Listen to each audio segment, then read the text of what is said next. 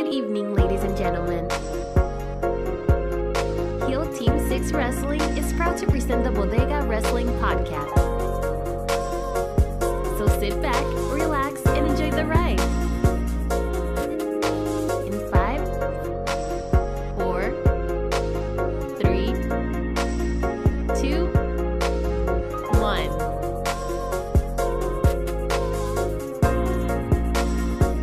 Good afternoon, ladies and gentlemen, and welcome to another episode of the Bodega Wrestling Podcast. It is I, the quintessential Puerto Rican muffin, Jorge Luis Martinez Jr. And as always, don't forget to follow us on Twitter at Bodega Wrestling and on YouTube at Bodega Wrestling Podcast. And don't forget to hit that subscribe button and that little bell button to get your notifications of all the news when we put stuff up online. As always, I got one person with me, and today I got the hateful one himself from the mean streets of Lakeland in Florida. He comes to us one day before he goes on some safari adventure. Hopefully he doesn't hate the animals and enjoys himself. The man himself, Mr. Chef, how are you? I'm good, man. I'm good. I can't wait for this cruise and shit. And I will be honest, the only person I will hate on the cruise is Mickey Mouse. I'm not a Mickey Mouse fan. I'm doing the Disney cruise, but maybe I'll talk some shit or something to him. Keep it consecutive with the hate. Well, don't forget to at least take a picture of him with you and him. Oh yeah. I mean, I'm gonna see. I won't throw up the middle finger. You know what I mean? Yeah. But I'm definitely gonna do like a little Heel Team 6 thing, and maybe I'll try to put him in a headlock or something. Maybe I'll RKO him and get some views for us. Well, I just thought about it when you wear that hat. That was put the little Mickey Mouse hats on when you take the picture with him. Just cut one ear off. That way, that you can see that you're actually hating on him by cutting one ear off on your own hat. So But anyways, yeah, that'd be kind of cool. But anyways, man, there's not much of going on, but I just wanted to go over, and you convinced me to talk about my little excursion from this past weekend. That I wound up going to a last minute trip to the world famous 2300 arena, the ECW arena, man. And Chef, I'll tell you, bro, that was a bucket list experience. Since we all saw, from 1999 all the way to 2011, when ECW finally died, when WWE killed it, or when Paul Heyman turned his back on everybody and joined up there and sold it. But dude, that was just walking in. You think it's an old place, but they kept that baby, up to shape. Now it's smaller. I've never been there before. This was the first time, but it's definitely, they made it smaller, and they definitely will cater to whatever show companies coming in. So, it was a good experience, man, all around. But I had a great time going there, man. I mean, and the one thing I kept hearing about was people saying that it feels renovated. It didn't feel old and ran down or nothing like that. No, man. When you walk in, right from the outside, I thought, I was like, wow, this is the place. Now it's called the 2300 bar. They got it right outside the venue there. But it's very up to date. You walk in, I mean, it doesn't smell musty, which I thought it was going to be smelling musty and stuff in there. But it smells, clean air. Whilst when you walk in, I have made a video when you walk in and you see the big walkway with the bar on the side, the TVs. And then when you walk in, man, to the back, it's a lot of space. So depending on which show is being ran, you could go from 600 to 1,200 seats, depending on how many seats they put out there. So it was really good, man. I think a lot of people don't realize how much space wrestling shows take up. Like the ring takes a lot of space, the ramp, the guardrails, the space for them to move around. I think when fans hear, you can put 1,200 seats, they automatically think, oh, you can fit 1,200 people, and that's not the case. You know what I mean? Like with the ring and everything else, regardless of what, I don't know who it was that said there was 200 or 250 people. I'm gonna tell you now, from the videos you posted, from all the pictures, dude, that place looked fucking crowded. in a good way. It didn't feel like, you were there, you'd be able to tell people if, you felt like you were shoulder to shoulder with someone. It looked like it was really nicely spaced out as well. Yeah, it was spaced out. Like I said in one of the videos, and I have to upload that one video where I actually went around in a circle and I showed all the rows and stuff like that, and I counted them. There was 5 to I want to say 5 to 10 rows depending on which section, with 21 chairs going down. So if you add them up and you multiply, there was at least close to 600 seats set out. Because if you, like I said, there was 21 chairs per row, and there was 5 to 7 to 8 deeps, 8 row deeps. So if you multiply that, 8 by 20, what? I give it 160, I think. I can't even multiply the shit out of my head right now. The crazy part? 140, right there. So one section alone is 140 people. In one section of 20 seats by 8, there's 160 chairs plus. So one section alone supposedly filled out the whole arena of 175, 200, fans supposedly on one night.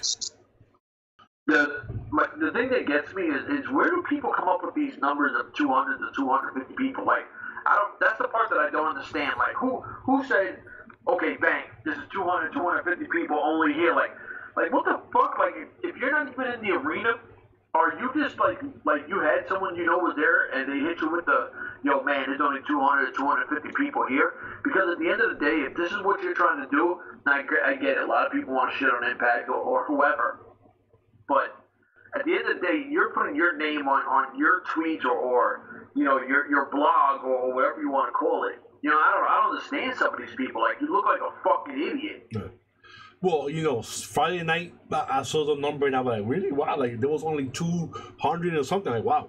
And then Saturday night, when I want to say by the third match, the same thing popped up, and the gentleman who was sitting next to me in the VIP session, he tagged me and he showed me the tweet of the person who tweeted, oh, once again, there's 175 to 200. And I'm going like, what the hell is this dude talking about? And then right there, and then the guy looked at me and he said, you see that, look in the corner, you see the guy with the hat and the blah, blah, blah, the baseball jersey, because I'm not going to, call him out or nothing like that. But yeah. He said, that guy right there is the one who's tweeting this thing. Yeah, I'm like, that dude right there? He goes, yeah, that guy right here on this tweet he's tweeting right there. Let me tell you something, man. When I saw that, I went on my Twitter and I followed him on there, and I wrote back to him, dude, I'm sitting here in the front row in the VIP section. How can you say there's 175 to 200 people when there's definitely more than that? And then he went and deleted the tweet and took it off because he was there, sitting there, not interacting with anybody. He's sitting there just typing and tweeting everything that's going on the show. So everything was a scoop number 6, scoop number 7. You know what's crazy is that there was a guy who used to do that in the Impact Zone, right? And I mean, you know me, bro. In Orlando, I used to sit everywhere. It didn't matter, you know. And I remember one time the guy actually sat right in front of my wife, because my wife and my kids would always sit in a certain spot in the stands. And she hits me up. She's like, yo, this guy is tweeting somebody, or he's sending messages, but he's breaking down every match, who wins. So I'm like, you know what? I'm going to come check this guy. So I walk over, and I'm sitting there, and I'm looking at what he's typing. So I'm like, yo, my man, like, you going to keep typing that shit? So he has no idea who I am. He just thinks I'm some random, like, tourist. He's like, oh, relax. I come here all the time. I don't know this dude. So I was like, yo, my nigga, like, don't fuck around in here. Like, I can get you tossed the fuck out real quick. I was like, so why are you even doing this? Like, if you're an Impact fan, why are you hitting people with spoilers? You know what I mean? Like, and he was like, oh, but these people ask for it. These dudes don't even get paid. Yeah. You know what I'm saying? It's like, yo, why are you trying to ruin this? If you're a fan of this shit, why are you trying to ruin it? Yo, dude was so scared because at one point I was like, yo, man, I'm about to slap the phone out your motherfucking head. Well, I'm not trying to curse all day, but, I mean, you get the point. Like, I don't understand why these people, you know, when you try to tear something down like that, and these people paid. You know, in Orlando, you didn't pay. You're paying to come to this show. Why are you doing this? You know, but the thing was, this guy here, then he went from scoop number 6, 7, 8, 9. When I called him on the thing, he went from scoop number 6, 7 disappeared right to 8. So he deleted the tweet about the thing. Now, let me tell you something about this gentleman here. This gentleman, all he did was sit on the chair, get up to clap, you know, when people come up, sit back down, you know, and then we'll get up and clap for the winners. He never once walked around. He never once talked to anybody. He never once took, you know, videos of the plays just to show, okay, this is 175, 200, and I'm going to show the actual proof. He never once moved from that specific place for the 2 days that he was there. So how can you just guesstimate just by looking around and say, yeah, there's 175, 200?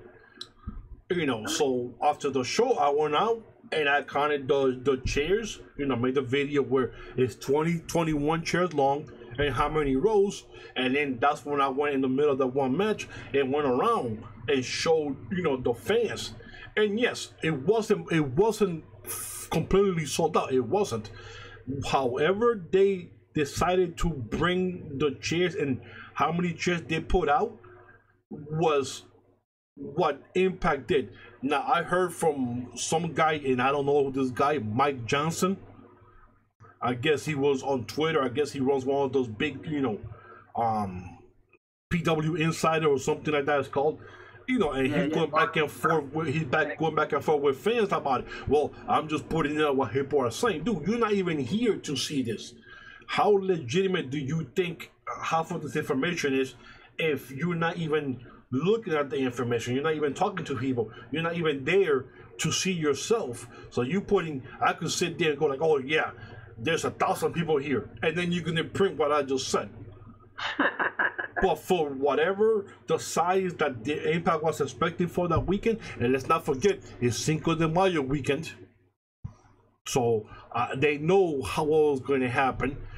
They started, you know, the shows always start from 7 p.m. sharp, and it goes to 10. Always. For the tapings, always starts at 7 and it's at 10 on the dot. For some reason on Friday, because Friday was the big party night, everybody was late. Production was late. People were coming in late that night. So the show didn't actually start to almost close to 8 o'clock on Friday. Okay? Yeah. And it didn't finish till 11 on Friday night. Okay? Saturday night, they started right at 7 because it's Cinco de Mayo the night before. So they started the show right at 7.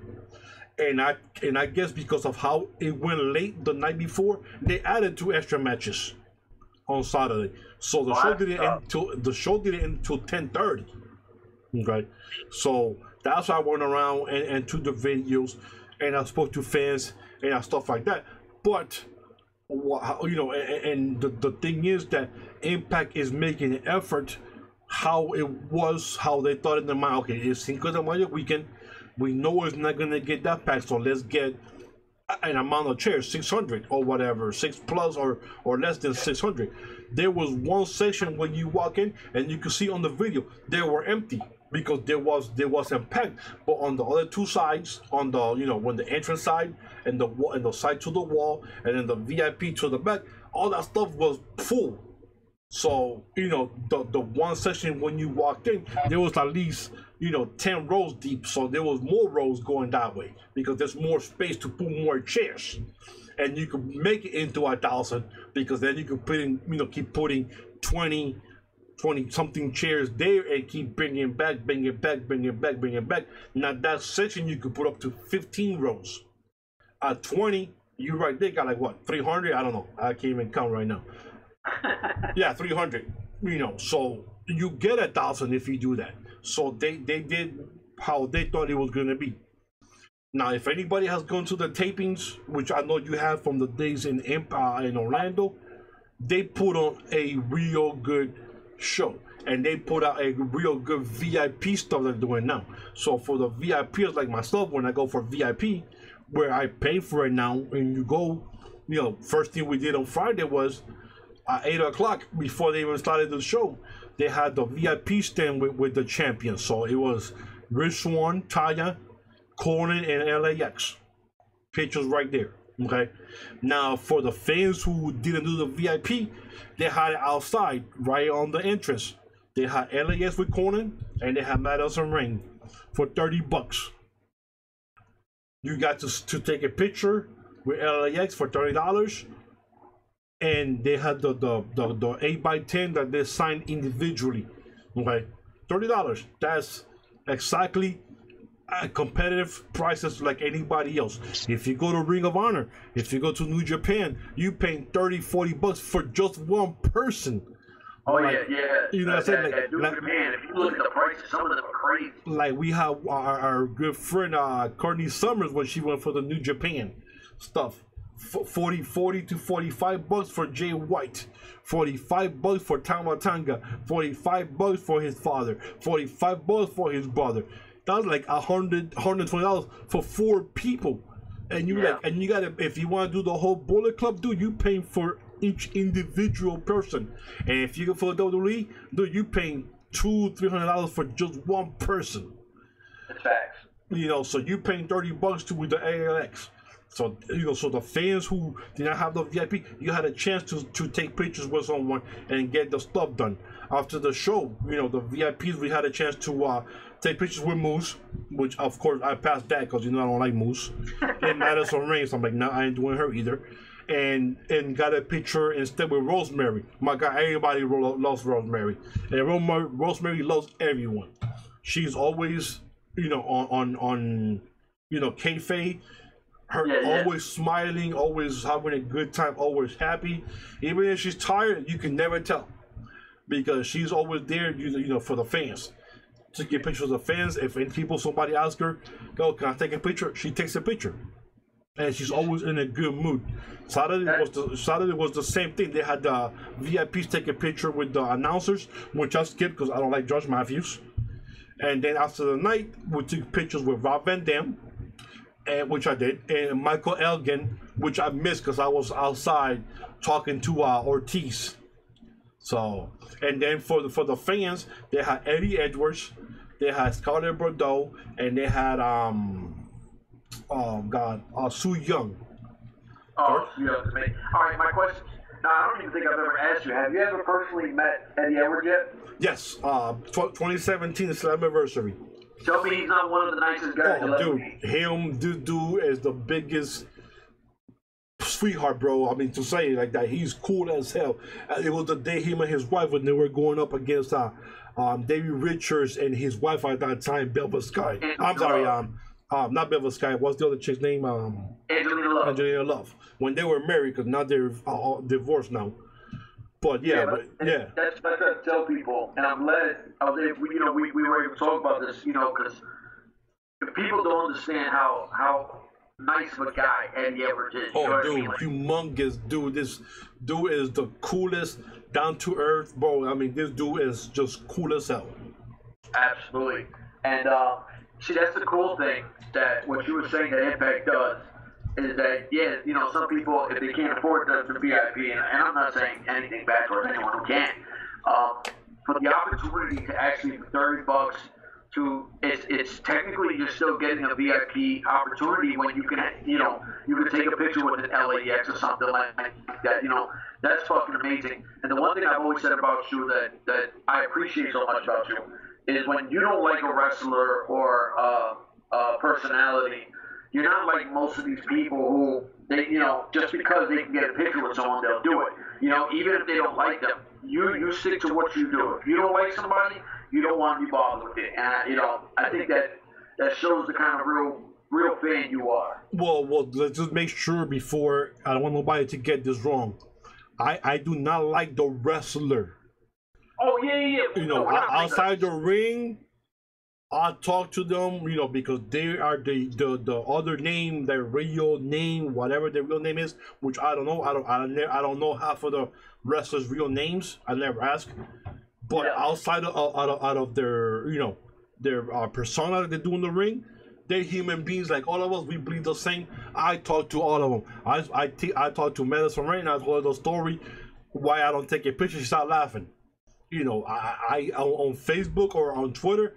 I'm not the biggest fan, But outside of her, whatever her name is, she's a mom. She's a wife.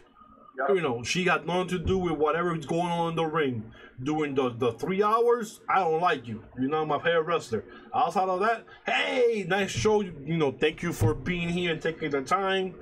Like I told him, I told Moose the same thing. He started laughing. You know, during the shows, you're not one of my favorite wrestlers.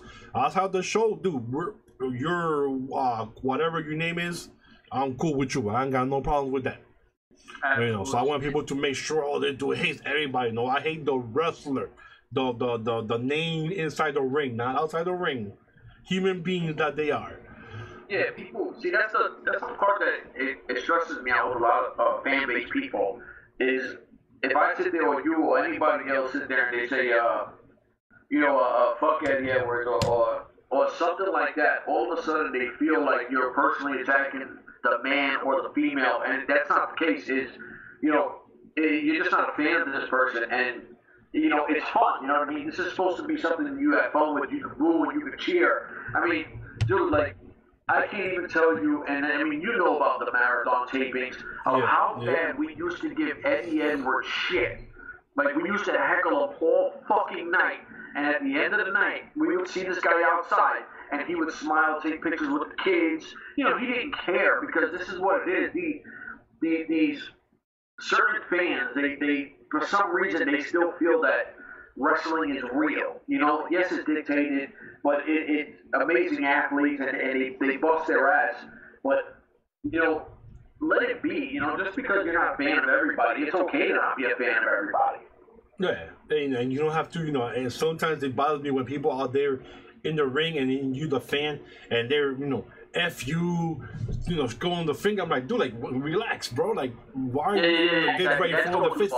F you, like, dude, like, why? Like, dude, like, they just doing that. They're doing their part for us to hate them. You could say, boo, just boom, that's it. You don't have to be shouting profanity at the people and stuff like that. But, I got to see Man Fulton. Dude is huge. I mean, this dude, I felt short next to this guy. This dude is beyond 6'5". I don't even know how tall he is, but this dude he's a big boy. Spoke to him, Chef, this dude is another guy that you met in the street or in a bar and you having a chit chat with him. And I asked him, how does it feel being here? He's like, man, I'll be honest, I was at the other place for whatever years I was, and I was unhappy. And I just thank God that I came here and they give me the opportunity for me to really showcase my abilities. And it's just a start. And he says, I'm going to be here for a while because I signed a 3-year contract. So wow. He signed for 3 years. So we're going to see Man Fulton, bearing any injuries and stuff like that. He's going to be there for the next to 2022. Dude, we got it. You know what? Like, I've already asked him. He's following our social media. We got to get him on. Like, we got to get him on for an interview. I'm just saying, if you're a fan, you guys got to start plugging away to help us get this guy. Yeah, man, and he talked just like that. He said, I'm glad that I'm here. I'm glad that I'm getting a new, fresh start, a new opportunity to showcase my abilities. Same thing with Rich Swann. So Rich Swann said this. I spoke to Rich Swann the first night on Friday. Man, I'm just glad that I got the opportunity after that little fiasco that happened, back in 2017, where his career was almost over with the incident with his wife. And and he thanks his lucky star every day. He said, man, I'm just thankful that God gave me a second opportunity after that little thing that I messed up. I went in and did seek some help after it happened. I'm in a better place. It was just something bad that happened. We moved on. And he said, I was scared that my career was over and I'm getting a second chance. I'm only 28. I am not messing up this chance. And he re-signed with Impact. So he signed for another 2 years. I didn't know he was that young. I thought he was Me neither. And I told him, now with the shaved face, he looks like he's like down in his late teens. He's like 11. Oh my God, dude, he looks like if he came into my establishment, I would ask him for an ID. He don't look old enough to drink. No, he looks young without all that hair. And I told him, see, now you look like a kid. He started laughing. I said, dude, you look like a fresh young kid with all that facial hair that you had on. You know, stuff like that. So you could actually play a villain, let the hair full, you know, and you look older, or and you want to look young, just shave it off. You know, and that's the cool thing is like with getting a guy like Bolton. I know he's super young. Getting a guy like Swan, who's not even 30 yet. No. You know, they have a nice group of young talent. And I know that you said, and we're not going to talk no spoilers, but you said that Swan was in a match that tore the house out, right? Oh yeah, man, that match is pay-per-view caliber, and I was very surprised by it. That's stuff that makes me want to watch. When people say, "Yo, you have to watch this match." Oh, you have to watch this one. This one comes out. It will not disappoint, man. I was like, wow. Now. It was a lot of lengthy matches, which I was surprised, and some of the matches I was like, wow, now I like this, but then some matches you kind of go like, damn, this kind of match is kind of long for what it should be, you know, like why, you know, this match is kind of long. This should have been over a while back. So yeah, so they actually went real long. Like there was barely maybe two, you know, inside the ring promo things, but other than that, it was just match after match after match after match. And then, you know, people know that, you know, Disco Inferno is still there, but he's still doing that intergender thing that people want to see. So now they actually brought somebody else in, another female wrestler who's already there, into the intergender mix now. Okay. So that should be, and I was surprised of who it was, who they chose to do this. And she, you know, she's already somebody big there. I was like, okay, you know, okay. So she picked up the mantle where Scarlett left up with Disco, and now they're kind of taking it one more step forward. And of course, you know, people saw, you know, with Sabu, RVD, Tommy Dreamer.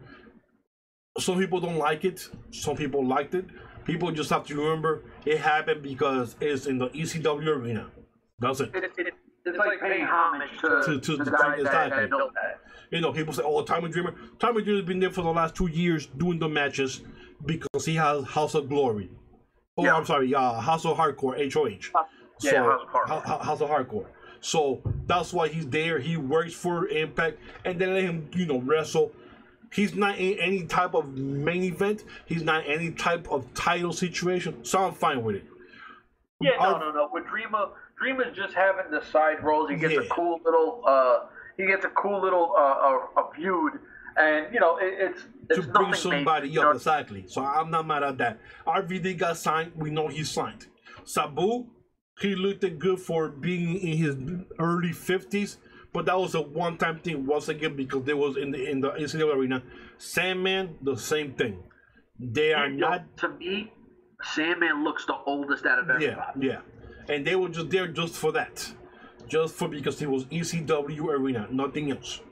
Now I don't know if I should mention this because returning knockout. Because I mean, it's out there, you know. It's out there. It is what it is. I mean, fuck it. I was gonna ask you anyway, and I was gonna ask you about the two Latina chicks anyway. So I say, fuck it, let's do it. All right. Well, Jessica Havoc is back, and I got to talk to her after everybody had left. Because then, you know, the VIPs were in a separate room getting the stuff done, and the other friends were being let out. So once we, you know, merged back outside into the bar section, you know, everybody's already down, you know, down winding for the night because it's Cinco de Mayo, you know, Saturday night. And she was there, and she was, you know, talking to some people, and I talked to her for 2 minutes, you know, for 30 seconds. I said, "Oh my God, welcome back. I'm happy you're here." She goes, "I'm happy I'm back. And I'm happy that I'm officially back, and I'll be here for the next 2 years." So she signed a contract, and she said she signed she told me, "I'm back I signed a 2-year contract, so I'm back. So you're gonna see me for the next 2 years." So she did sign a 2-year. That's official. She did sign a 2-year contract, so she'll be there till 2021. She'll be there. It's wild because you have 3 very dark characters now with Sue Young, Rosemary, and Jessica Havoc. Yeah. And she, so she's there, so and it's kind of cool how they're doing, the boyfriend, girlfriend, husband, wife, and we all know she's boyfriend, girlfriend with Sami Callihan, so they've been dating for a long time, so they legally married by now, but and then the two Latinas was Tasha Steelz and Carissa Rivera, and they're from Philly, so they were part of the women's old battle royal that were there. Now, see, I don't know a lot about them, so I don't know anything about them. So this will be my first time seeing them because I don't think they're on WoW or Shimmer or Shine. No. They do Shimmer and they do Shine. Sometimes, not every time, but they occasionally do it here and there. Both of them do. They also have Ashley Vox, who's half of the tag team of Sea Stars, and she's a champion for a different promotion, and Solo Darling was also there. And she's big out here in the independent too. She does Shimmer and Shine there too. So they have 4 of those girls come in, and some of the established ones already here. Now they were not there Saturday night, so this must have been just a one-time thing. And let's see what you got, and then we'll see what we could do with you in the future, type of thing. So how did you think that match went? Oh, the Battle Royal was amazing. All the girls did their thing. Tasha Steelz got it more than the other 3 girls did, like moves and stuff like that. I freaked out when I saw her come out because I love Tasha Steelz. Like, and Tasha Steelz, she's mixed. She's Puerto Rican and black. Okay. African American, but she speaks 100% Spanish, which is funny. And her gimmick is the Boricua badass, so she is always out in Puerto Rico gear. But this time, because of the show, she wasn't. They had her, regular. But I saw her, dude. I started waving the flag, like Tasha, and I pointed at her. She pointed back at me with a wink, because she can't break character. So she just kind of like did the wink with her finger, like she's like, oh my god, she saw me. Oh my god, she saw me. I was freaked out, and then Carissa Rivera, I already knew she was gonna be there because of that. But then seeing Solo Darling and Ashley Vox, I was like, oh, okay. I said, I like this, and a little new, younger blood with some of the established ones, and the Battle Royal came out good. Everything there came out good. There were some things here that I didn't like here and there, especially, the with Sabu and stuff like that, I'm like, whatever. I could care less about all that ECW shit. ECW was good when it was their time. And I'm fine with it when it's just one match, but when they're trying to integrate it and stuff like that, dude, just ECW died a long time ago. Just let it die, man. Just let it go. These guys are already. There's like what, 5 guys left from that whole ECW. Yeah. They're still alive. I'm saying, in serious. I mean, unfortunately, a lot of those guys have passed away.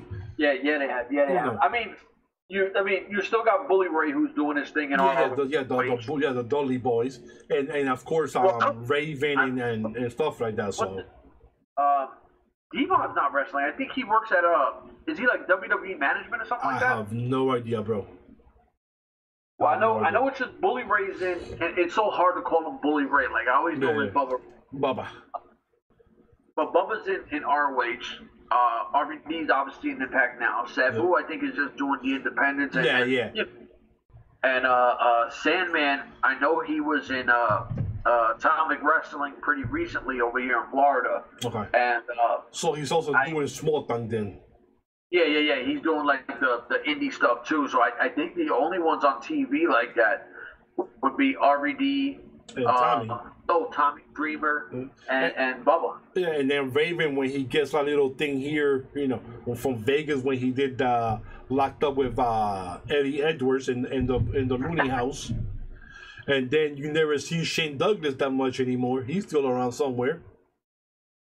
The franchise, I don't know where he's at. I don't even know if he still wrestles or not. But there's still some guys here and there, but you rarely see them. And if you do, it's like little appearances here and there. So, I just think sometimes it's just let ECW go, man. But the one thing that everybody was saying is how good, and then my boys, I'm gonna be biased as hell, LAX, and how some of the fans are literally crying to management to get this guy signed because this is the third year. So usually, the contracts are between 2 to 3 years, so their contract should be coming up.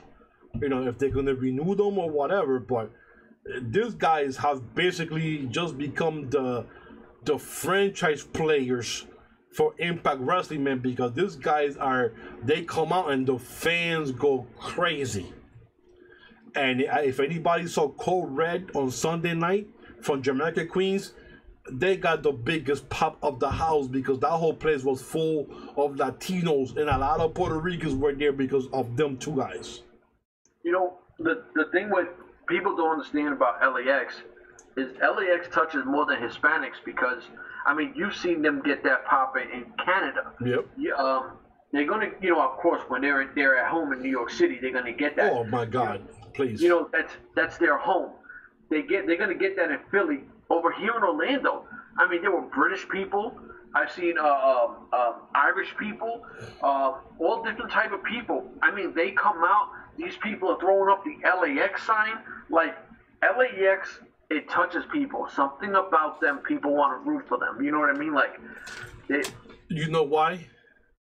I'll tell you why. You know why? Because you're the same. It's real. That persona they play on TV, they live that life in real life when they were younger, being raised in the street. They know that. They see that. Now it's different. This shit is not a fucking character. Like, what you see is what you get. Their vibe, that's their vibe. Yeah. That's them in the ring and out of the ring. You know what I mean? Like. And these two guys, they are the most approachable. Now Santana is less because he seems more to himself, like he's still opening up. And I remember meeting Santana back in 2017, 7th anniversary. This dude was in the corner, like he wouldn't even talk to nobody unless you approach him, and then he was, But now he's more open. Ortiz is like a humongous. This dude is like a big sunshine. Like he'll talk. This dude will talk. You call him, he could be ahead, like 20 steps ahead of you. You call him, he stops and comes back to you. So that's the type of people that they are.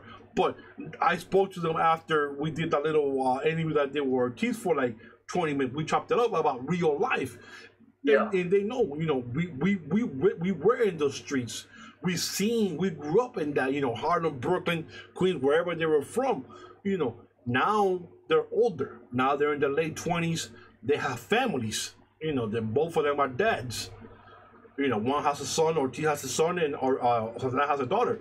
They know that now things have to change because now they know they're role models now.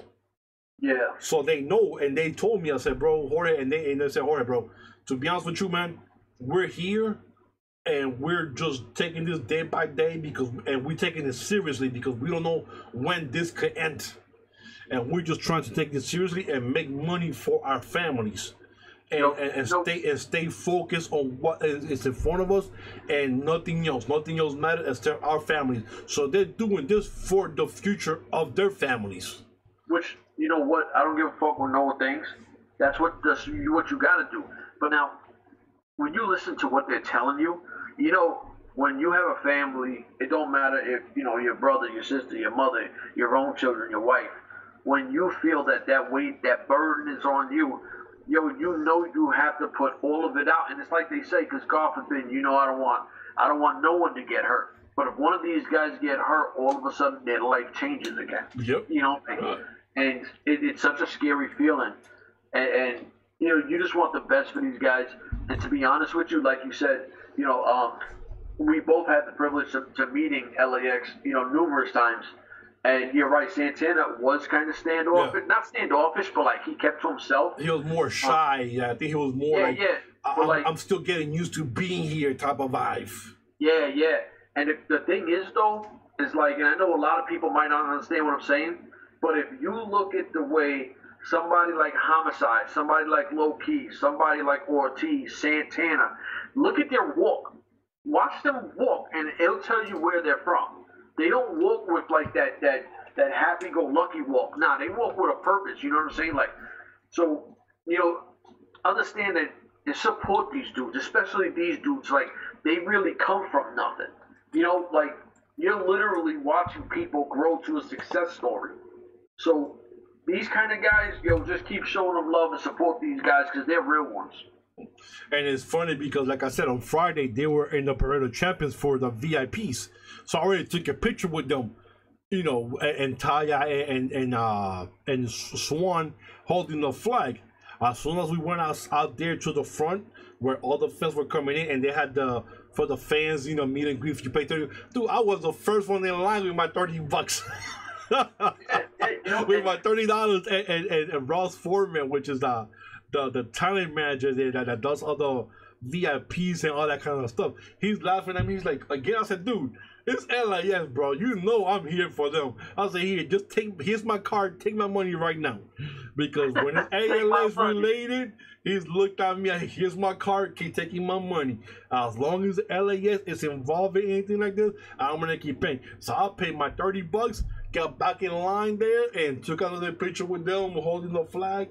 I got to talk to Conan for the first time ever. Dude, that was like a whole different vibe right there with Conan. Shooting the breeze with him. And they're approachable. Even, they talk to you. And then when they got done with doing that little vibe thing with the $30, or after the night, if you see them, you ask them. But you be respectful about it. Mr. Conan, Mrs. Hunter, can I take a picture? They will say yes. Just don't be an ass about it. Hey, yo. Hey, don't do stuff like that because you're gonna be standoffish against them. They're not gonna appreciate something like that. But if you're respectful, they'll respect you back.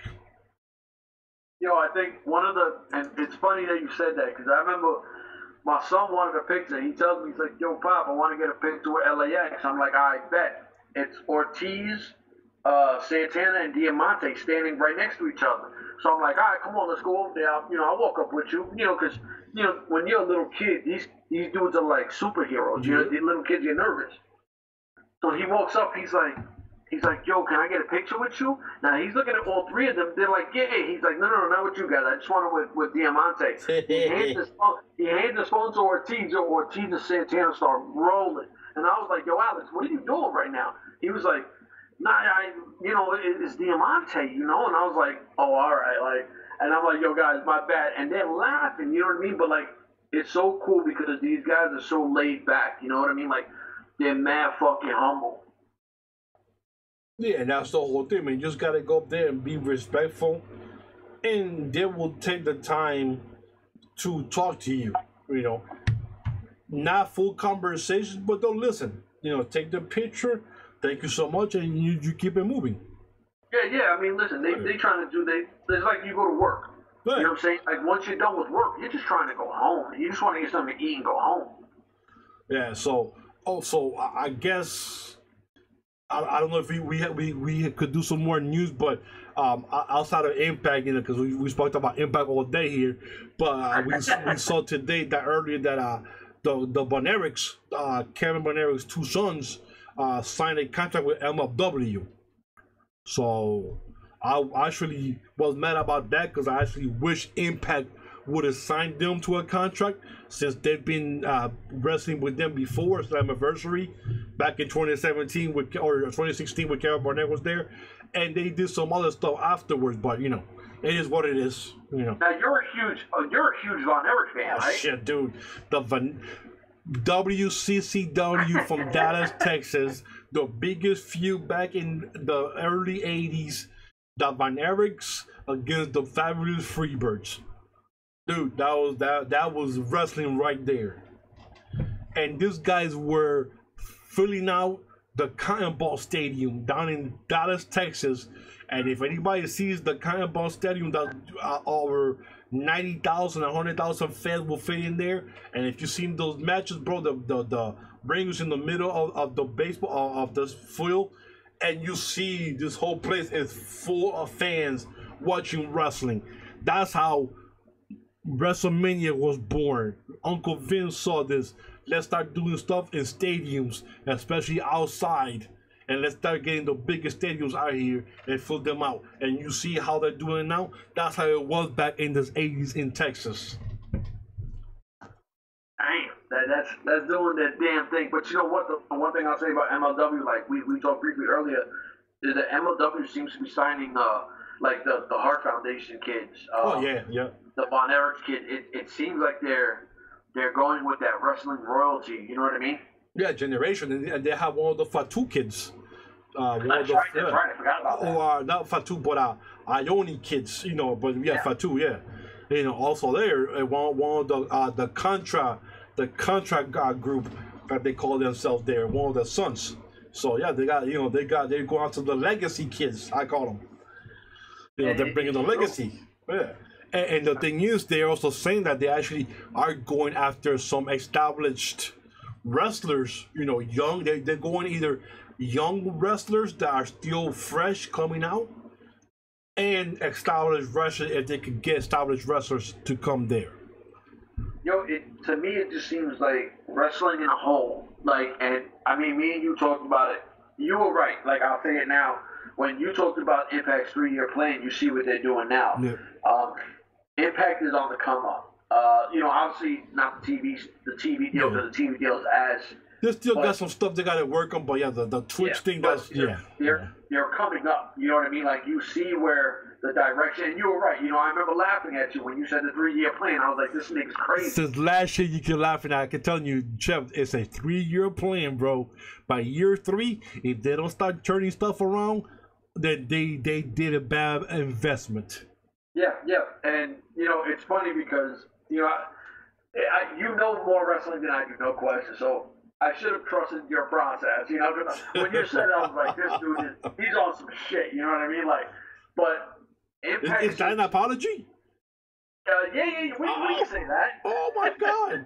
Write it down. Was what is it? 6:04 p.m. Eastern time. But on the 7th of May. At the end of the day, Impact is going in the right direction. It looks. MLW seems to be going in the right direction. ROH, which you talked about, could be going in an amazing, taking a leaps and bounds next. Oh, and talking about that, Friday, the deal was sealed and is done. So Sinclair Broadcasting Network is the proud owner of 21 Fox Sports Network channels. So that's a done deal. So that's done. That's done. And then you have AEW. You know, we don't know what to expect here. The merchandise company. Yeah, as of right now, it literally is just a merchandise company that's doing pay-per-view shows. Not yet, because we're still waiting for that Double or Nothing show. Yeah. That's the first show, right? That's the first show. Yeah, they mentioned it's going to be on pay-per-view. Where, we don't know yet, or how much it's going to be, but yes, it's definitely going to be on pay-per-view, and Cody said there's going to be more information now in the next couple of days. Yeah, so, you know, it really feels like, because, you know, like a year or two ago, we were all kind of sitting back saying, damn, like, wrestling is in a real bad place, you know what I mean? Like, but as of late, it feels like it's coming back, you know what I mean? Like, I don't know why I feel like that. Maybe because, you know, when you see what ROH is doing, you see what Impact is doing, you see what MLW is doing, you know, what might be coming of AEW. So you see all these things that are promising, and WWE, it's never going away. You know, people love to shit on them in the 2 million views or 1 million views, whatever it is. First off, they're still in 1 million or 2 million views a show. You know, so it just feels like wrestling is in a really good place. And, you know, Impact's on the road. And, I mean, I know you're excited because Slammiversary was announced recently, too. Yeah, it's going to be in Dallas, Texas in July. Now, are you going to get your 10-gallon hat? Dude, well, right now, I already got myself set up for next month, which will be June 6th and 7th, Thursday and Friday, and I would mess up the place, the Melrose Ballroom place. And you know, the Melrose Ballroom was in Queens. Yeah, in New York, right? Yeah. Oh, Yeah. I thought the next show was going to be Canada. No. The next show is going to be next month is June. It's going to be 6 and 7. It's going to be in the Melrose Ballroom there in Queens. So I already got my hotel. I already got and I'm actually flying, so I actually got that already done. So I'll be there for that, and you know how I feel about New York, so. That's what I was just about to say. You're going back home. But this time I'm not driving, so and I actually got a hotel like less than 0.5 miles from the facility, so I don't have to just go come back to the hotel like myself and till the next day, just in case. But then Slammiversary is just gonna be one day in Texas, then like a week later, 2 weeks later, they're gonna go back to Windsor for the taping. So yeah. That's an expensive trip for just one show. Yeah, exactly. That's what I'm trying to see if I might be able to make that or not. Because if I know where ahead of time, I maybe not. So right now it's a big no. Right now it's a big no. But yeah, I would stick with Canada if you could switch that. That's a 5-hour drive. I'm good with that. Yeah, exactly. Dallas, Texas. I hate flying. I'm afraid of heights, and that's 2 flights connecting, and I hate to wait. I'm like the most nervous guy you ever meet, man. Yeah, but like you were saying about Impact, they're on the block, which they're making money. They're signing people. They're re-signing people that are already there. They're bringing in fresh talent. They're still doing some shit that we don't agree with, but it is what it is. Still, some of the storylines kind of make you kind of go like, what the hell is this about? But it is what it is. And they finally came out with a better Impact Plus, which is the new streaming service, which is way better than what they had before, that GWN one or whatever. So they're definitely, and that right there should show you that they're actually really spending some money into something like the streaming service. Looked good on Sunday night, and is on the same par as WWE Network when they have the streaming, and Ring of Honor streaming service. So it's not cheap. That stuff is expensive as well. So money's being spent in there. So, Trev, you still here? Yes, sir. I'm just listening because I'm agreeing with you 100%. I mean, So it's on the come up. Now we know for what happens in July. Now we'll see what happens for Bound for Glory, because that will be the next pay-per-view, and that's in October. Where's it gonna be? So, and I'm pretty sure it'll probably be in Vegas, because they kept saying something about Vegas before. Damn. Yeah, so everybody can say, oh, they're gonna go back to Vegas in July, and they're going to Dallas instead. So I hope they go to Chicago, hit some other places like they did now with Philly, first time ever. Now with Dallas, first time ever, or first time in a long time since they've been to Dallas. We remember when what was that chick with the big fat booty? Brooke Adams. She was the women's champion. They had that pay-per-view up there, and that place was packed when she had defended her title, the Knockouts title. So, dang, see that's a minute ago though. Yeah, that was what I said. That was a long time ago. So yeah, that was a long while. But yeah, it is what it is. So we'll see. Next time you'll see me on TV again, you get to enjoy me in the front row, especially LAX when they came over and they gave me a big hug. I'm like, oh my God, come on, hug me, yeah. And then Conan on Saturday. See, I'm waving my flag when they came out. He comes and literally snatched the flag out of my hand and then walks around the whole place with the flag. I'm thinking I lost another flag. Dude just robbed me from my damn flag on TV.